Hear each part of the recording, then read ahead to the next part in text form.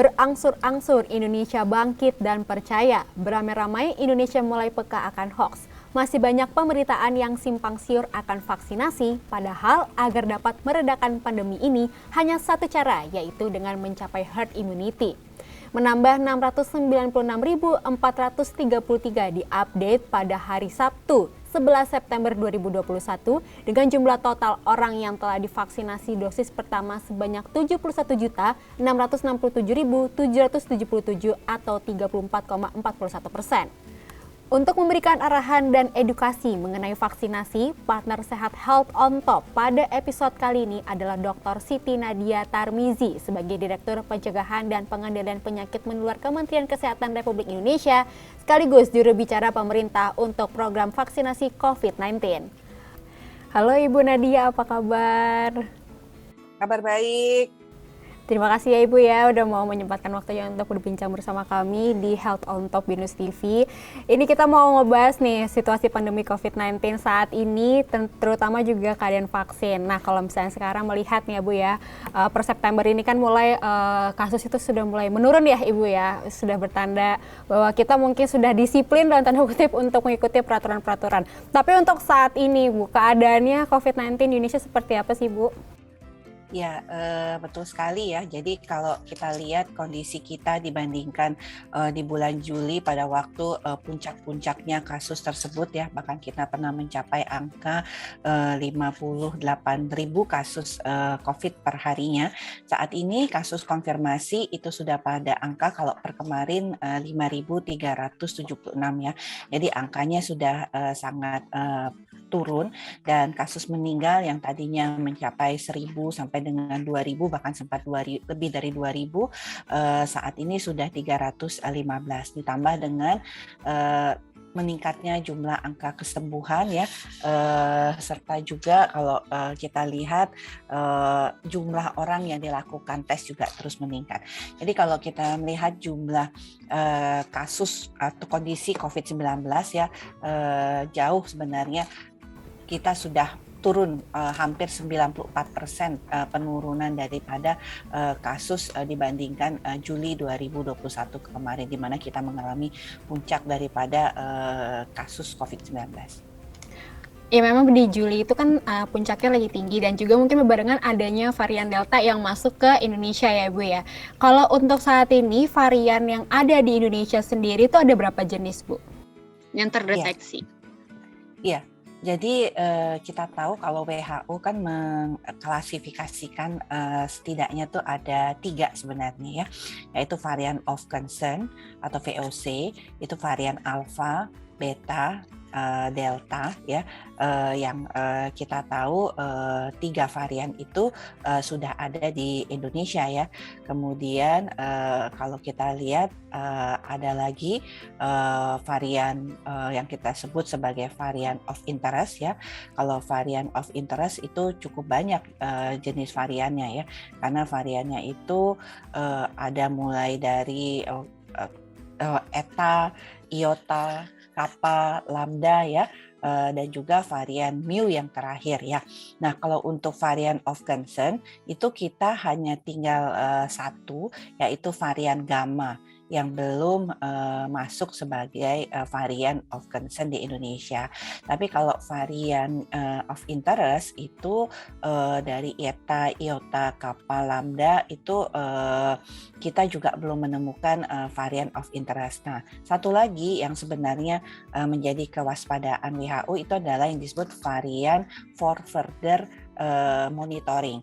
Itu salah satunya adalah varian lokal Indonesia, itu juga ada di sana di B1416. Nah, bicara tentang varian of interest terakhir yang dikategorikan oleh WHO itu adalah varian mu ya. Jadi mengapa kemudian kita harus waspada, karena kalau kita ingat varian Delta itu kan di bulan Juni dia masih varian of interest ya, tapi kemudian di awal Juli dia sudah menjadi varian of concern ya, artinya varian yang memang berpengaruh terhadap kejadian secara epidemiologis, termasuk misalnya peningkatan kasus ataupun yang merupakan varian yang banyak beredar di suatu wilayah tersebut.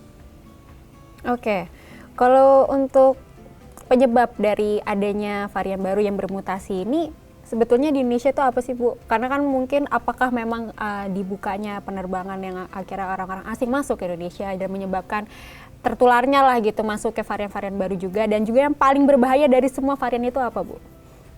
Ya, jadi varian itu adalah suatu kejadian yang normal ya bagi sebuah kehidupan virus ya.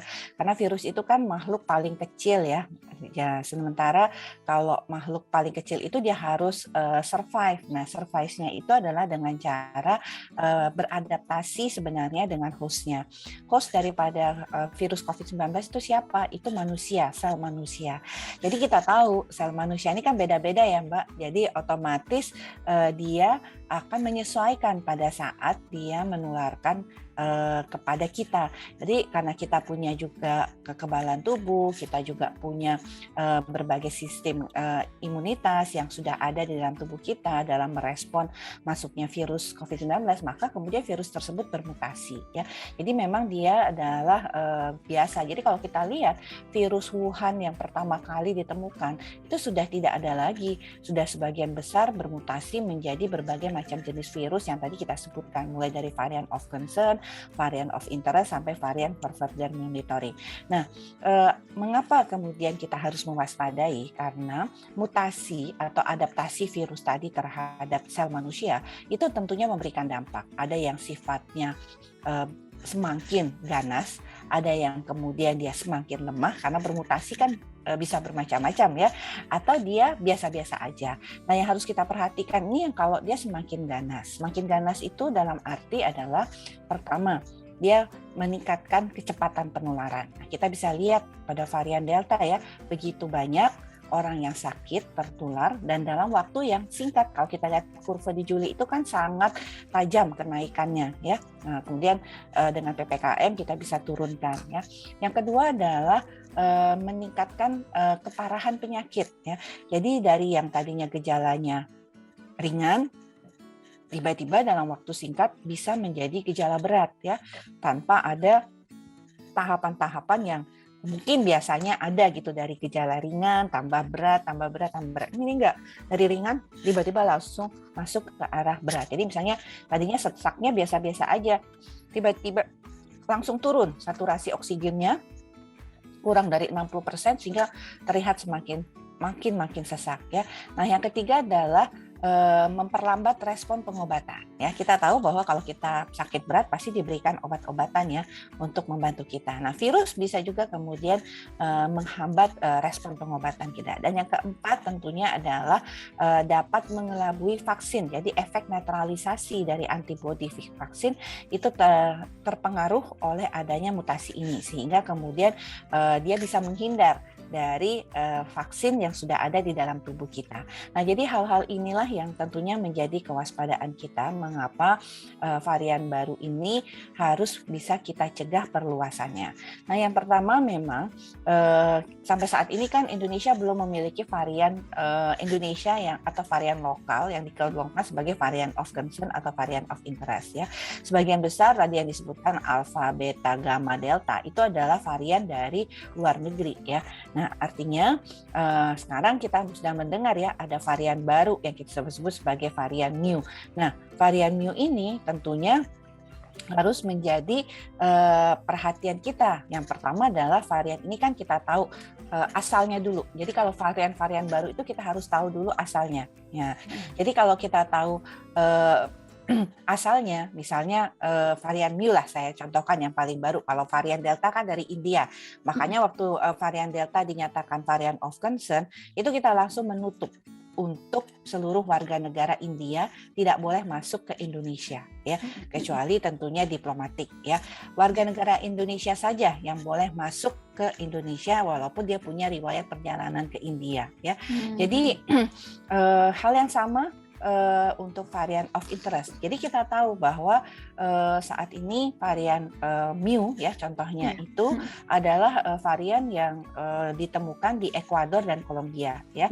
Dan mereka memiliki prevalensi yang tertinggi 39% dan 13%. Artinya kewaspadaan kita bagi WNA atau WNI, artinya pendatang pelaku perjalanan internasional dari kedua negara tersebut, itu harus dipastikan pada saat mereka datang dilakukan pemeriksaan PCR ya, dan kemudian dilanjutkan dengan pemeriksaan whole genome sequencing. Termasuk juga negara-negara yang sudah melaporkan ya kasus MIU ini, terutama yang jumlah kasusnya juga cukup banyak ya, seperti artinya Jakarta, Jepang, India, Hong Kong, Korea Selatan, itu kan negara yang di kita ya, yang di dekat kita.